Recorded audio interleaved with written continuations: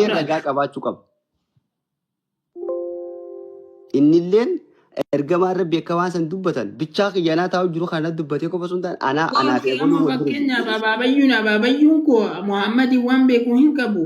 Rabbi waan beekuu hin qabu. Ani garuu baree jira. Waan nabiyyi kana sirriitti. Ati immoo nama Abaabayyuun kaakayyuun hin beekanu dhugaadha jettee fudhata.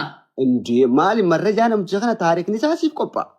Namni kun jireenya isaa keessa yoo akka jibu ta'es namni kanaa bakka kana hadiisni isaa akkana garuu jireenya isaa keessa guyyaa kanaa akka jibee jira. Qat wajjin sii dhufu hin fudhattu jechuudha. Eenyu fida? Eenyu fida? Dhiisigaa kana maareetiif jala gad deebisee qotee si. Nama fayyisa kan duraanii akaakayyuu abaabayyuu fida jettee akaakayyuu abaabayyuu fulaan dhaggeeffatu kaa akaakayyuu abaabayyuun isaa adiin isaa dhugaa ta'uudhaaf beekamu qabaa jedhan. Ma abbaa koo laal abbaa koo addunyaa kanarra jiru ni jira laal. Akaakayyuu abaabayyoo koo dhiisi. Sigalee ni jiranii kitaaba intinii kana ana barsiisee jiru. Ana baratee barsiisee jiru. Ati warra keessa inni dhugaadha jechuudhaafi. Kun faamilii jaraa miti kalaalamuu qabu. Waa'ee faamilii keessa siyaasaa hundi gonkuura. Laala. Akkaataa fakkeenyaaf siimuu jira. Fakkeenyaaf quraanaa miti akkaataa hadiisnitti dhufe. Mee ulaagaalee hadiisni guute kun baaybiliin kun guutuu danda'a fakkeenyaaf. Yoo suni nan galchu. Guutee jira achi bakka guutee jira moo guutee hin jiru achirratti ilaalla. Mee gaafa dhoyyee amma ulaagaaleen hadiisnitti dhufu kana. Hadiisni tokko fudhachuudhaaf. Bakka kanatti walii gallee. Bakka kamitti waa'ee abbaa keetiitiif waan abaabiyyuu kan keetiitiin jiree kan hin haasa'u jiru isaa ibsu. Buro waa'ee saayinsii beekuudhaaf intini dooktorinnatti fudhachuudhaaf abaabayyuu akaakayyuu sin gaafatu. Saayinsii waliin qabatu bar. Waliin qabatu waa'ee nabiyyi illee baruudhaaf illee waa'ee hadiisa baruudhaaf. Sila hadiisni akkasii marrajaadhaaf maata boojuun dhufuu baate. Meeqaatu ergamaa rabbiitti akkana jiruun dhagee jedhee taarika saahiba ofii isaatii barreessee ergama irraa hin dhagee jedhee dhufa. Sababni akkas ta'ee dhufuu hin dandeenyeef maaliif beektaa?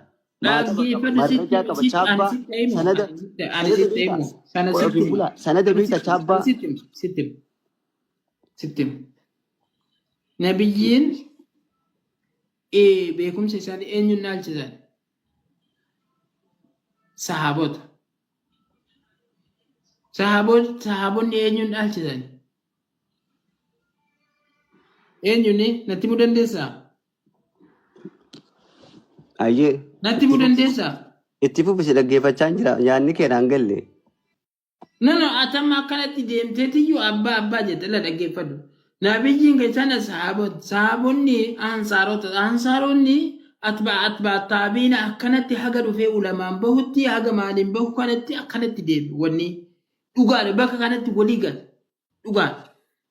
Garuu abbaan isaa akaakayyuun isaa beekamuu qaba jettee akkantinitti yoo dubbattu sirrii miti akkanatti dubbachuu qabda jechuudha. Mee ati deemiitii nama tokko gaafadhu hadiisni tokko fudhachuudhaaf dirqama ulaagaaleen hadiisni sun guutuu qabu maali jedhi gaafadhu mee miizanni. Ulaagaan hadiisni isaa sun guutamuu qabu nama gaafachuu nan barbaachisu bare waan beekuuf yoo waa bira. Giseedhaan ifeeti tokko rajii umarii akkana jedhu umar abaduraa dhagee abaduun akkasirraa dhagee. Achi eessa dhaquu qaba? Hundi abbaa qabu qaba hanga gaafa aduun dhaggeeffatu qaba Muhammad naquu qaba jechuudha.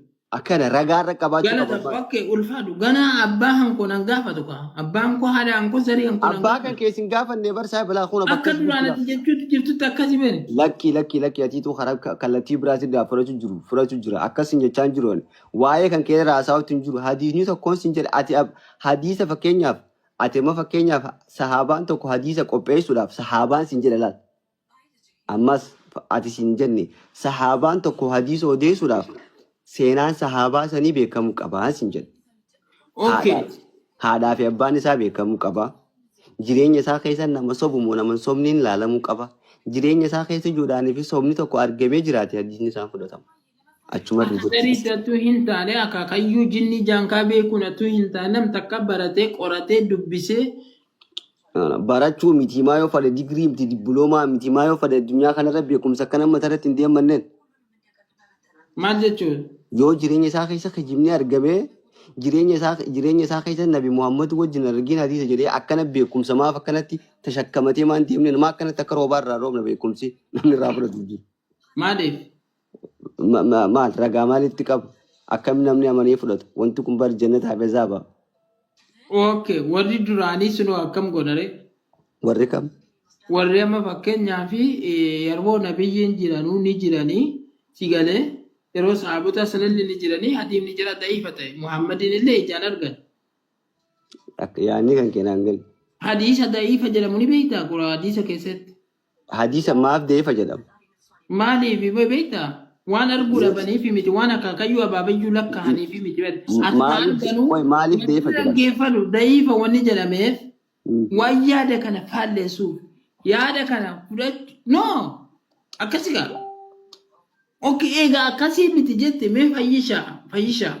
kallaal barnoonni isaa sirri fayyadu Okay, okay. kan barnoonni isaa barnoota likkii kan akka malee barnoonni isaa fayyadu kan barnoonni isaa likkiidha siigalee san ulamaan yookaan immoo reject gootee dhiiste sababni isaatis maaliif takkaa nama san keessa jireenya isaa keessa takkaa kijibaatu irratti argame takkaa jireenya isaa san ragaa ittiin qabu.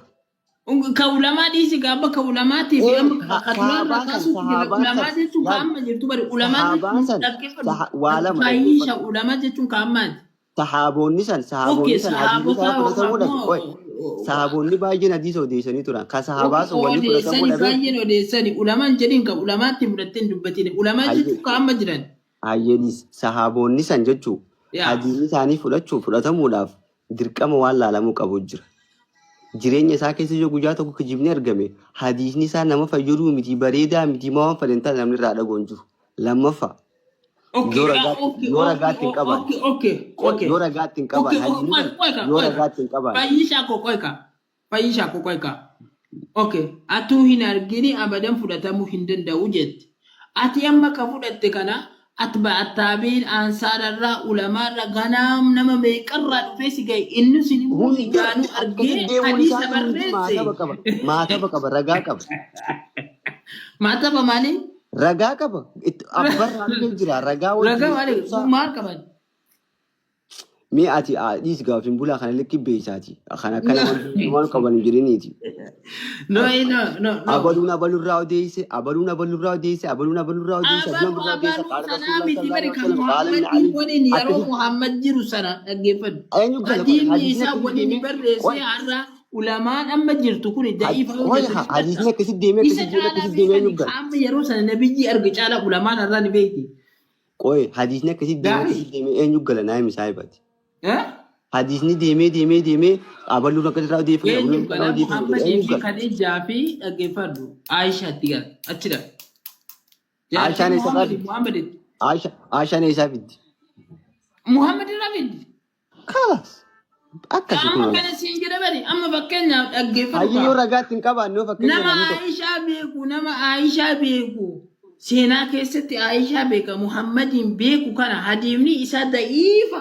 Yoo jedhee ulamaan har'a jiru kitaabni kun da'iifa jedhee qoy Aishaa kun hubadhu kaa yoo ulamaan har'a jiru kun amma fakkeenyaaf duraan waa tokko jettee jirta waan sana baay'ee fudhadhe garuu barachuu miti wama fedhe ta'ee waan fedhe ta'ee bakka kanatti hin fudhadhuu jette okay dhugaa wama fedhe baratee wama fedhe maal haa ta'u laala si galee asii samii bahee haa deebi'u.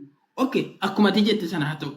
Nama yeroo sana Muhammad Aishaa ijaan argee caalaa kitaaba warri amma barreessu kun. Hin caalu. Okay, eega hin taane ka yeroo sana jiru da'iifa azaan isaa okay akkamitti da'iifa ta'a.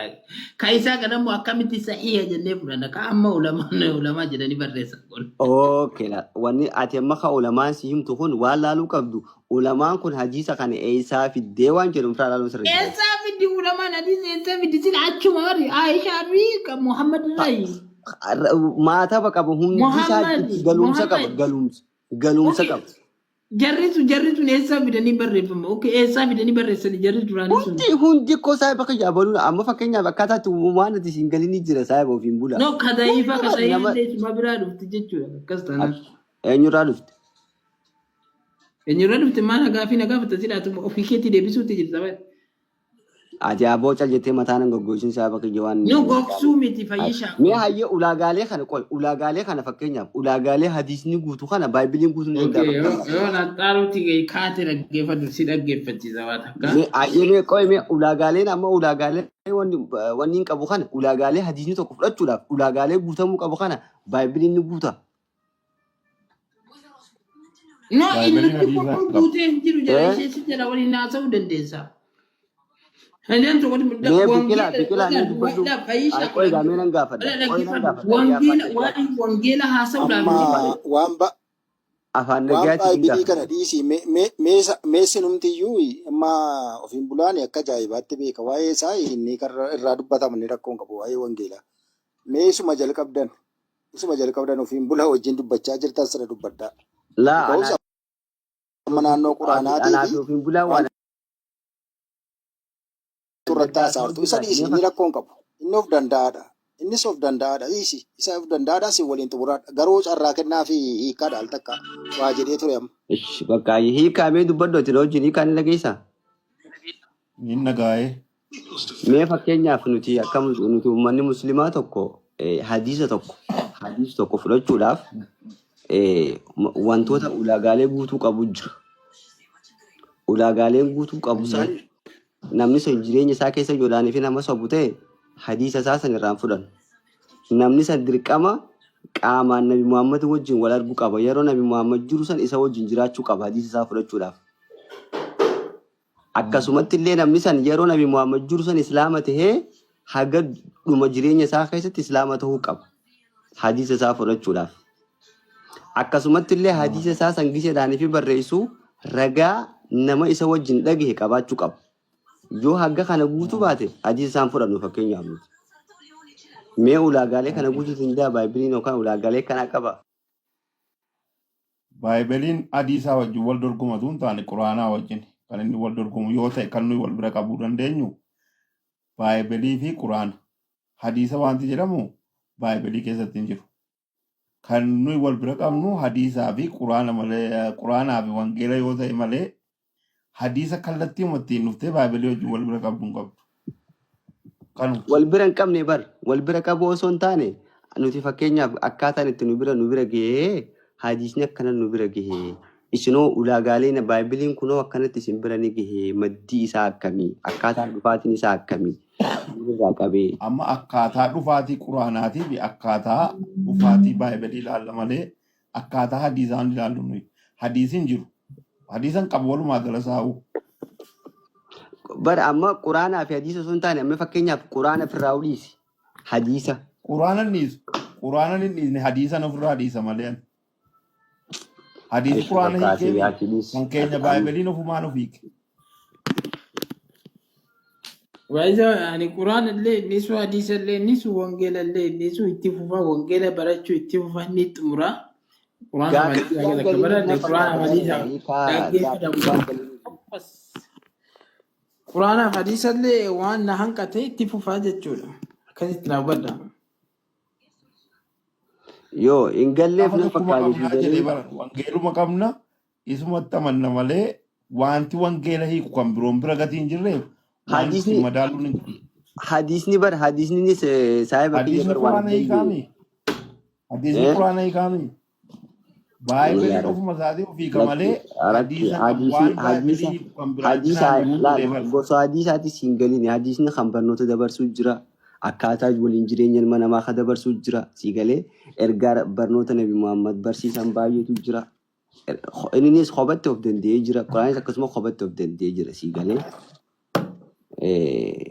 kanis hin jedhe amma fakkeenyaaf hadiisni tokko nu bira godhaaf nuti akkanatti qorannee madda isaa qorannee kana hunda jala deemnee kana isaa dhufe akkamitti dhufe jennee qorannaa isin biroo chaalenjiin akkanaa kun jiraadha bar qinnaati baqinnaatti akkanaa deemsicha. Chaalenjiin akkasiin jiru. Kan keenya wangeeluma sagalee waaqayyoo qofa jira malee kan abaloo akka jedhe jennee namarraa namni barreessee namarraa abbaa fi haadha isaa qorannee maal jennee jiru hin jiru. Kan keenya Baay'iliin kun wangeeluma akkanumatti rabbirraa akkanumatti Yesuus irraa dhufettee amantamoo akkamitti amantati? Ayisi jemmel hundumtuu kallattiidhaan wanti samiirraa bu'ee hin jiru wanti rabbirraa dhufe hin jiru hundumtuu asirratti Hayyee wanti amma ati hiyyaa miti amma kan kee amma fakkeenyaaf ati akkati itti amantutti akkaataa itti laalganatti naariin piliis yaani waanuma hin beekne barumaaf jedheeti malee hammeenyi biraatiin nan fudhatiin yookaan ammoo gara biraatiin nan hiikkatiin akkami ati itti amantumatti si gaafadheen yaani naa himi siin hin jenne ragaas naa fidi siin hin jenne yaani akkaataa itti amantutti ati baaybiliin kun akkanumatti yesuus irraas dhufe jettamoo moo namaatu nu biraan gahe jetta. an akkaataan itti amanutti kitaabumti amantii jedhame namarraa achi as nutti dhufe hin jedhee amana. Kan keeti kan keerraan si gaafadhe ke jarraa barbaaddina gaafata. An kanuma hundumaa kan koo bar an kan koo hunduma isaa ulaaleetiin Hayyee hundumtuu namarraa kijarraa achi kan as hin islaamaatirraa mirkaneeffatu. dhiisiiti. Kan islaamaatirraa dhiisiiti. Kan kee namatti Ka itti kiristaanaas amanturraa. ofirraa anniisa. Ka kiristaanaas ofirraa anniisa. Ati jibba qabda bu'aa ati mormii baratteen isaati saayiba. An mormiin baranne dhugaan jirtu namarraa achi adda baay'een baay'ee sittima kana Phaawulostu barreesse kana Musee barreesse kana Abaluu Okay, barreesse hayyee. jedhee sittima. Phaawulosii barreessee jettee amma Daasoo fakkeenya. Hayyee bakka. kanaafuu namarraa akka inni achi as dhufe beekamaadha garuu sagalee waaqayyoo keessa jira. Okay, namarraa dhufe garuu sagalee waaqayyoo keessa jiratti amantaati. Malee amantii hundumaa Okay, hayyee likki. Phaawulos irraa dhufe Phaawulosii barreessee namarraa dhufe jechuun direct kan jechuun maal jechuudha beektaa namarraa dhufe jechuun. naagalee namarraa dhufe jechuun isaa namni san sagalee waaqayyootuma barreesse yookaan immoo nama saniitiitu akka sagalee waaqayyootu ilma namaa Dhagayeetu bira ga'u. yaa Akka sagalee waaqayyootu nama bira geessuuf hafuura qulqulluudhaan gargaarsifamee yaa barreessee itti yaa amantamire. akkas Okay, okay, hayya kana walii galla rakkoota kan qaban sirraa hin fudhadhaa. Hayyee mee Phaawulosii kana barreesse waa'ee Phaawulos qorattanii beektuu? waa'ee Phaawulos qorachuun nan barbaachisu. Phaawulos Akkamitti nama tokko namni kun beekuun nama waan amantii ga'u tokko si fidee maddii namticha kanaa maali? Namtichi kun ምንድን ነው? እሱ ምንድን ነው? ማን ነው? akkamitti dhalate? Guddinni isaa maal fakkaata? Jireenya isaa keessatti hoo nama sobu inni moo kun nama dhugaa beekamaa jira dubbata?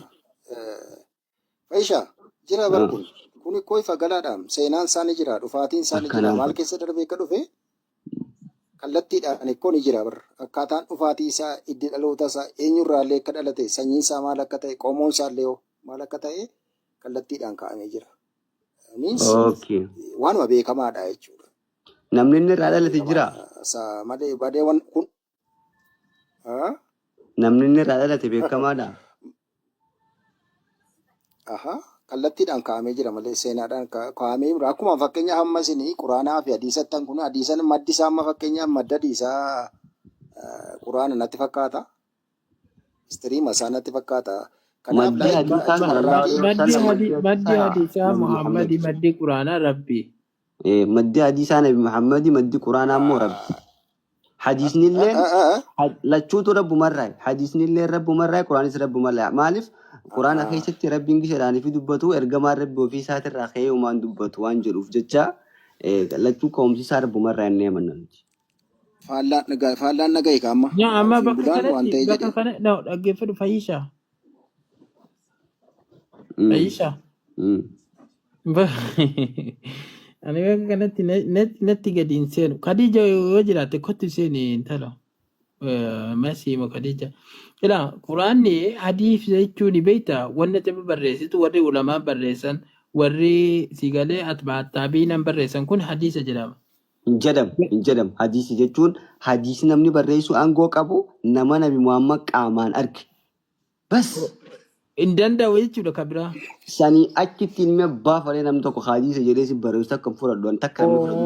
Okay, galatoomii gaa amma ani beektaa beekaa dhiisiiti yoo deemee jedhu achi na deebifte okay. Hadiisni warra nabiyyi arganii hadiifni jara soba ta'e hin jiru. Soba jedhee eenyu soba jedhe dhaggeeffadhu kan Ni jira. no walii gada bari.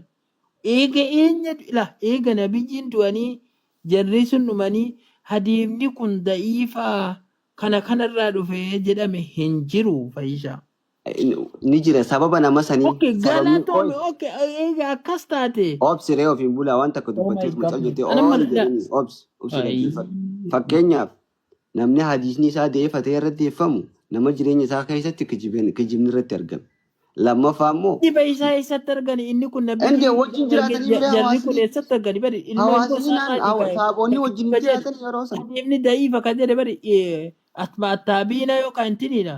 Lakki no. Yeruma san saayiba kiyya. Ammaas inni lammaffaa ragaatti hin qabu. Qoy ragaatti hin qabu. Ergaan isaa akkaan bareedduudha. Ergaan isaa ergaa fudhatama qabuudha. Qoy egaa ergaan isaa ergaa bareedduu barnoonni isaa barnoota bareedaadha. Garuu ammoo da'iifa jedhamee siirra chaabbaa irra akka deeffate chaabbaa irra siloomee sii dabarfamallee.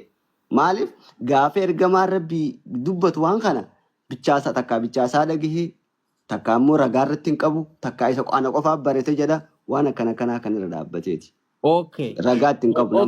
Isa ana bichaa dhagahee kophaa isaa qoyga kophaa kiyyaan dhagahee kophaa kiyyaan dhagahee gaafii takkitti qofa si gaafadha bakka jiru kanatti bakka adeebe kanatti turuudha. Qulqulluu kana naa deebifte jechuudha.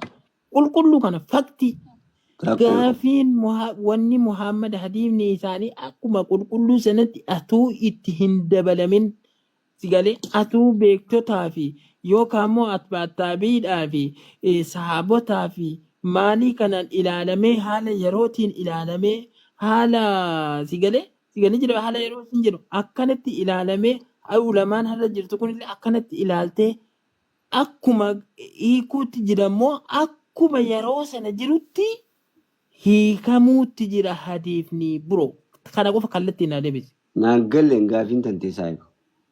Innaan innaahi wa inna ilayhi raaji'uun. Maaliif waan tokko osoo dittiin isaa keessatti naan galiin yaada kan keetiif.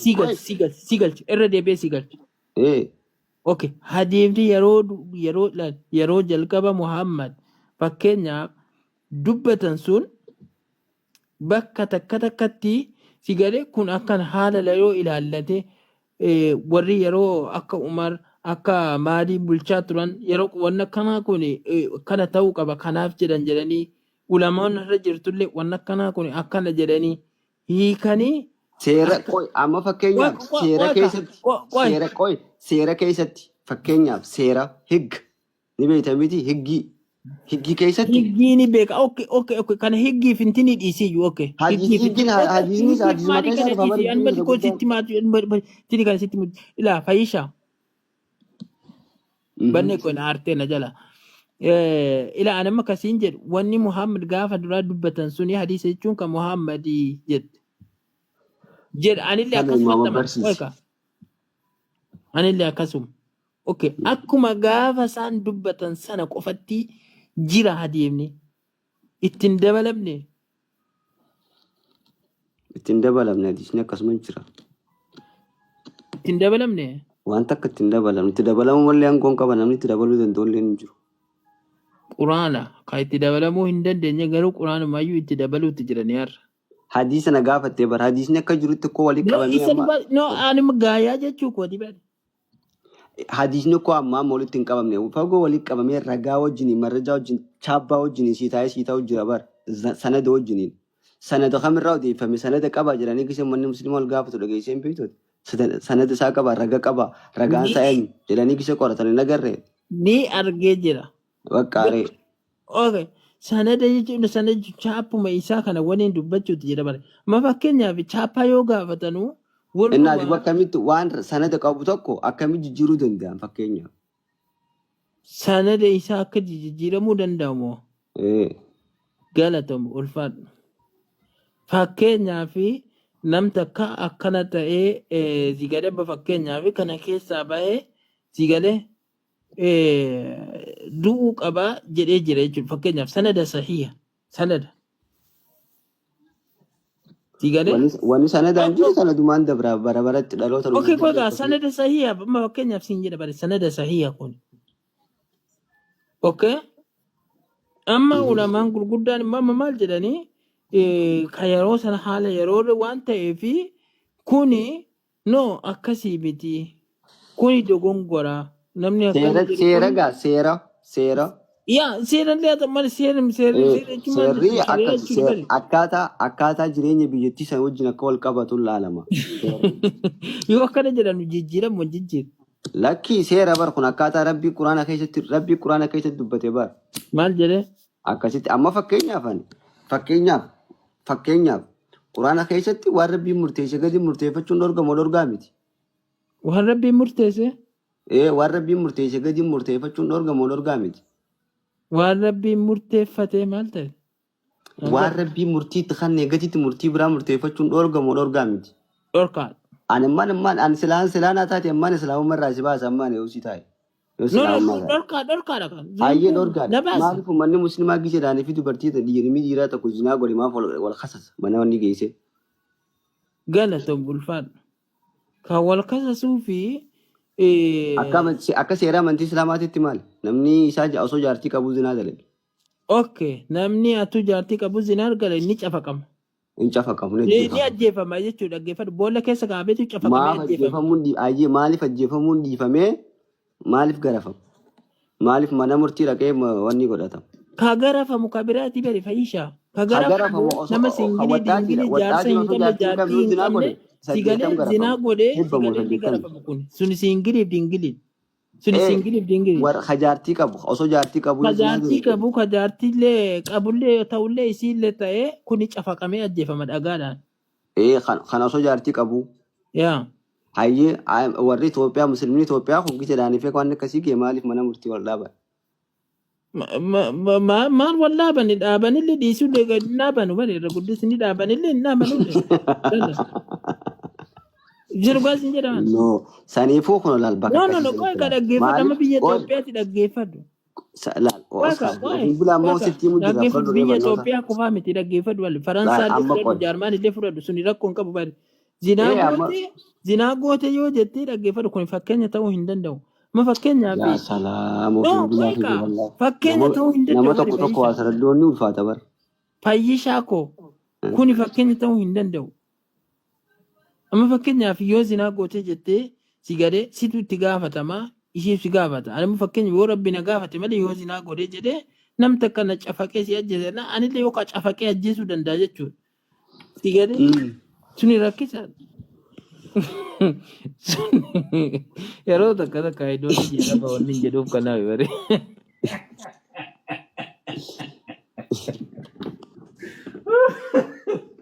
Amma seerri Siyaamaansiisa jettee walaa seerri ati ideolojii araba wannan jedhuuf kanaaf bare akka kanatti.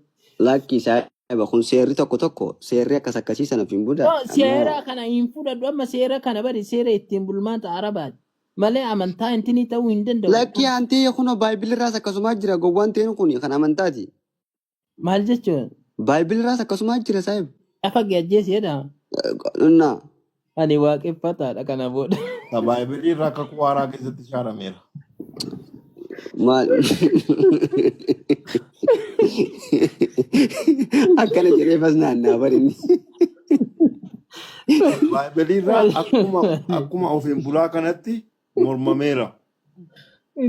Mormamee dhiifame.